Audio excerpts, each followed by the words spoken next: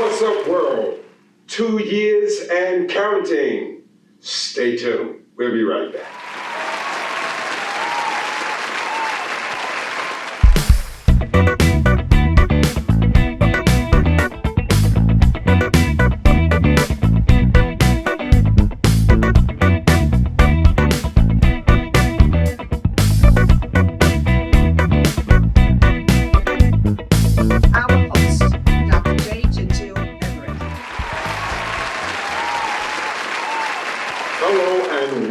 Social Perspectives. I'm J. Gentile Everett.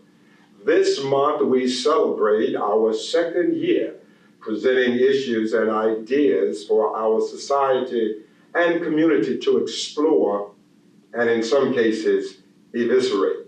So the last two segments of our show, we will feature jazz music and scenes involved in presenting our show to you.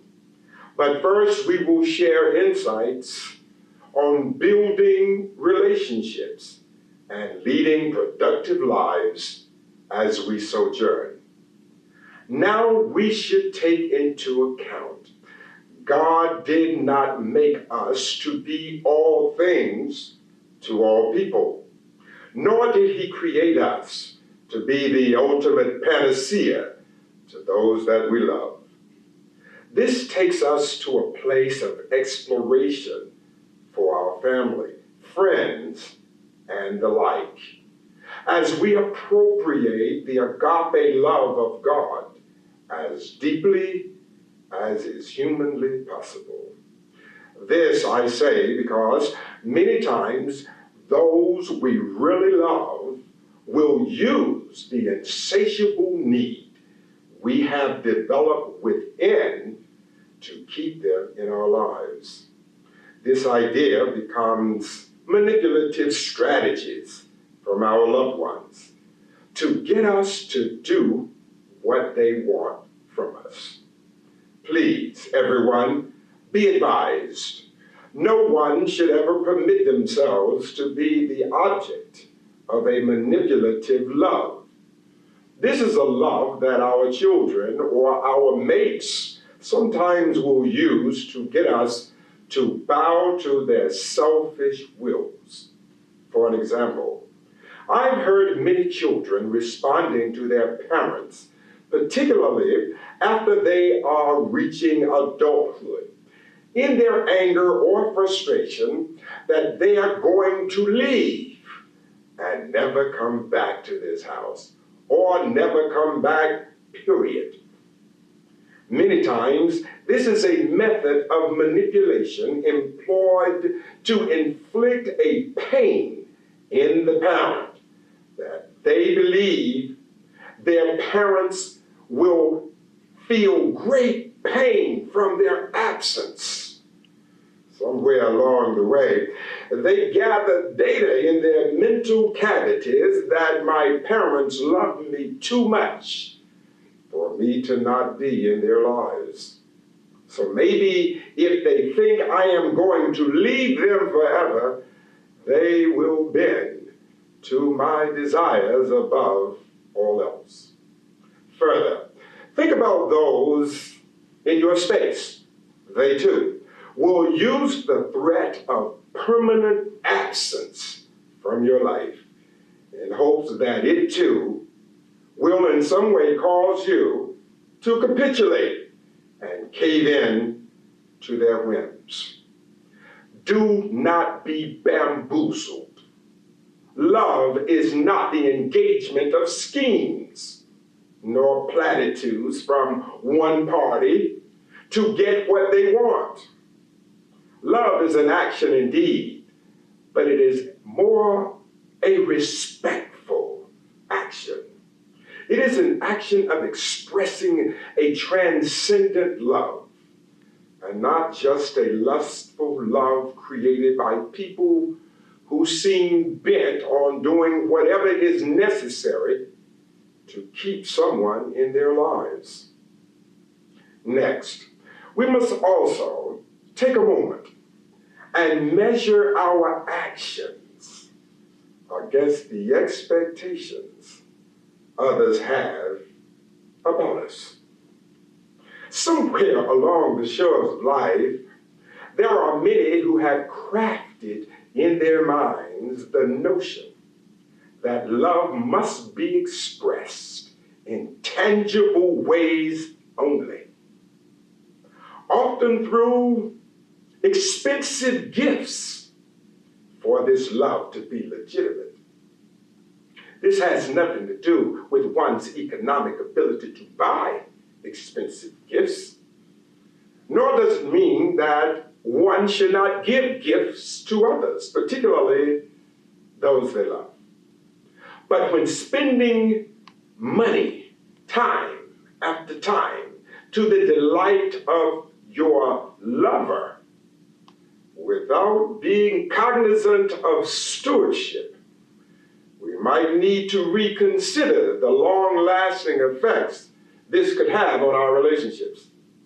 Let us remember, we teach and contribute to the ways others expect us to be.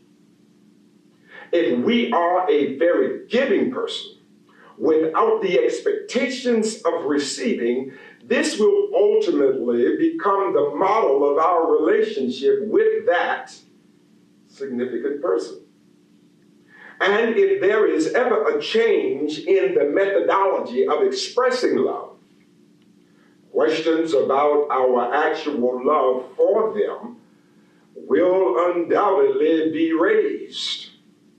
Let's return a second to something I alluded to earlier, and that is, try as hard as you can to measure the IQ of your mate's love expressions. Now, based upon your subjective observations, because love certainly has many subjective elements to it, but does your mate ever seek to give to you what they have no problems in receiving from you? Are these tangible gifts of expression expected from you without any regards of the plight you face in your life? Does your mate or some very close friend ever just come and say, I have a gift that I'm going to give you because you were on my mind? It's not about an occasion nor holiday. It's just a gift you didn't expect, but it's a gift I just wanted to give you, and I ask for nothing in return. It should be practiced by all of us to never accept from anyone what we never seem to have, nor have expressed any interest in giving back on the same level, at the very least, that we don't mind receiving. Lastly, in this segment, we will explore our emotional IQs with respect to relationships we have with others. There are at least two major elements of profound interest regarding who we are and how we desire to be understood in our relationships. First, we all have a personal image, and it is significant to us. That image inculcates how we desire to be respected by others and how we view ourselves. Notice how so many of us groom ourselves with great regularity, or have manicures and pedicures done often. We buy clothes, not just because we need them, but we take into account how the outfit will agree with our image. And the list goes on and on. Now, if we look carefully, we'll see that many of us look for others to reaffirm our significance by doing things we want them to do for us. Many of us When things are done, we are gleeful with exuberance. When others give to us, in many ways it fulfills our validation of our personal significance. There is a word of caution that I must share here. Please do not become comfortable with the gifts and the endowments from others, because like everything else, including life itself, there is an expiration date. It will end. It will end likely for a few reasons. One, the grantor sees that there has not been much progress made from their giving participation. Secondly, when a pattern of buying what you want and borrowing what you need becomes ubiquitous, that reveals a blurred financial focus. And then there will be questions about the quality in that investment you are making by giving your money to all of these people. Thirdly, a lack of emotional stability. Emotional instability can be the albatross that impedes sagacious actions of upward mobility. Always understand, every event and episode in our lives are tied to a greater reality. Every moment lived is designed to be aligned with the perfect will of God. Amid a desolate and debilitating emotional descent we might experience from time to time, we should never, ever settle on being the devil's dwelling place, where Mr. and Mrs. Depression give birth to anger and frustration from the energy of our hopeless state of mind. I must close and tell you, love yourself to be happy, even if you are by yourself. With love.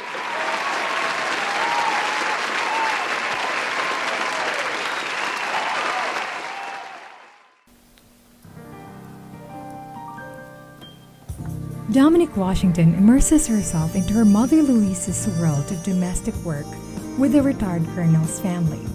Although born poor, she has learned to carry herself well and grew up to be the center of the bright lights, which allowed her to become quickly accustomed to being as presentable as she is in serving the white folks.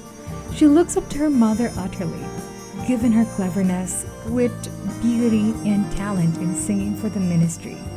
At her young age, she eventually learns the twists and turns of her mother's realities and deepest secrets within her affiliations for over 2 decades.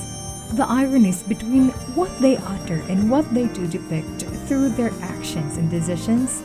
Will Dominic figure out the real essence of figuring out her core and discern what the biblical scriptures are telling her? 3 Rims and a Hubcap is a narrative fiction that will catch you off guard by presenting you a different kind of spiritual, yet humorous story you wouldn't want to miss. 3 Rims and a Hubcap by J. Gentile Everett. Now available at Amazon and Barnes & Noble.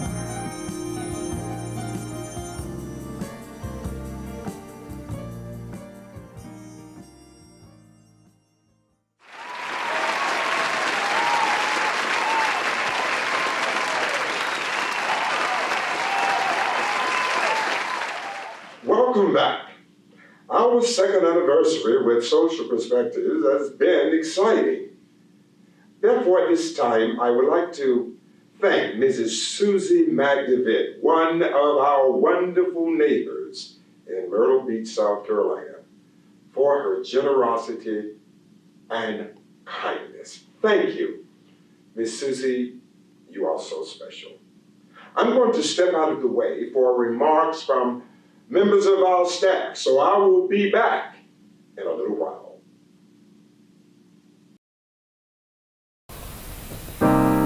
This is a genteel thing at work.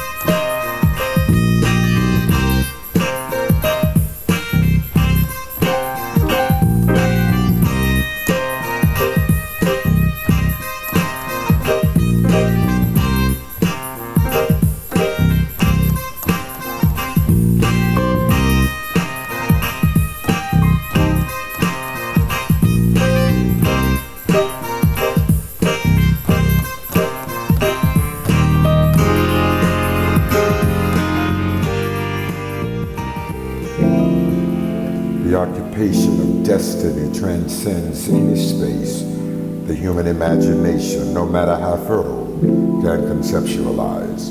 No GPS will help you, but you will know it when you get there.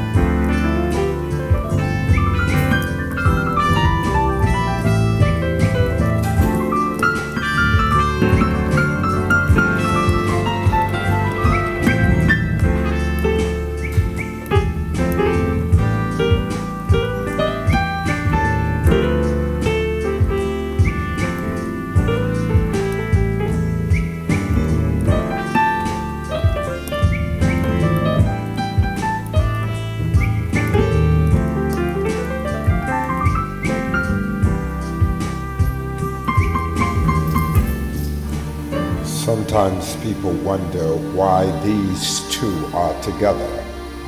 How could two people from different worlds find an unexplainable chemistry out of all of the people in the world? Well, my darling, blame it on love.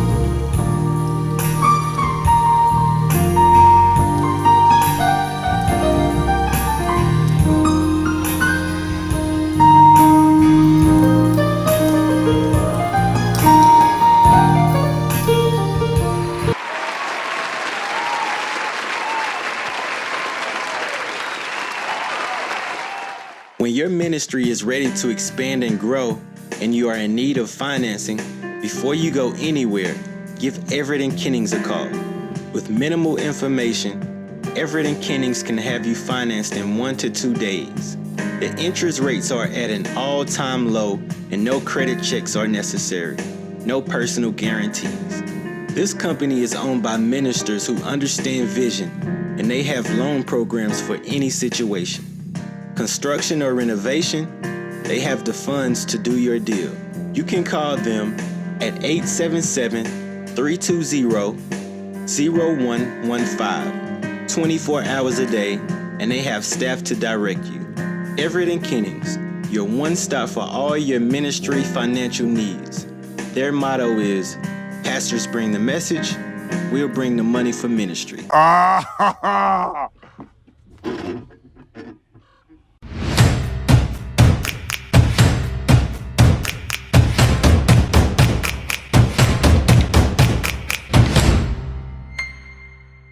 Oh, that's hot. That's hot. Hello, I want to take this opportunity, first of all, to thank all of our wonderful viewers. You have been magnificent.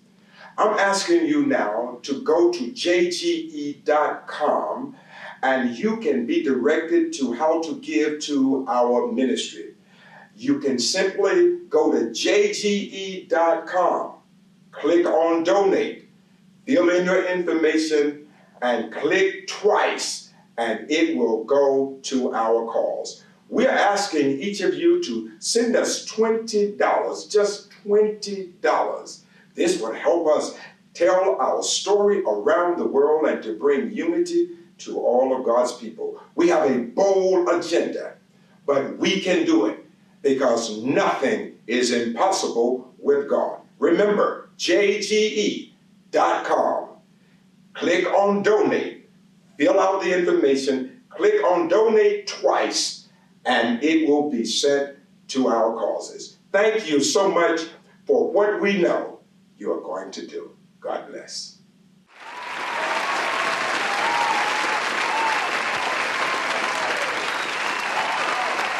Welcome back. Thank you so much for all that you've done. As we close our show today, let me first thank the greatest church in the world for their support and love. And that church is the Mill Branch Baptist Church in Fairmont, North Carolina. Also, I would like to thank the Clinton Inn in Laurinburg for their incredible support to our show, without whom it would be far more difficult for us to thrive. Also, we thank Scotland Motors of Laurinburg and my brother, Lee Howell, who's the president. We thank McKellar Check Cashing and Pawnbrokers and Miss Pat White, along with the Fish House in Fairmont, North Carolina, where Andre and Gail Taylor are the proprietors. Rashid Detailing, my great cousin, Terry Ingram, thank you. Main Street Boutique, again, my cousin, the Reverend B.J. Gibson of Laurinburg. Also, the Laurinburg Institute in Laurinburg, where my brother Frank Bishop McDuffie Jr. is the president. Lastly, I must thank Adrian Ruffin, the producer of our show, for his incredible talents and skills in filming. Believe me, he has made it work. God bless you all. I'm J. Gentile Everett, and I'll look forward to seeing you again on Social Perspectives.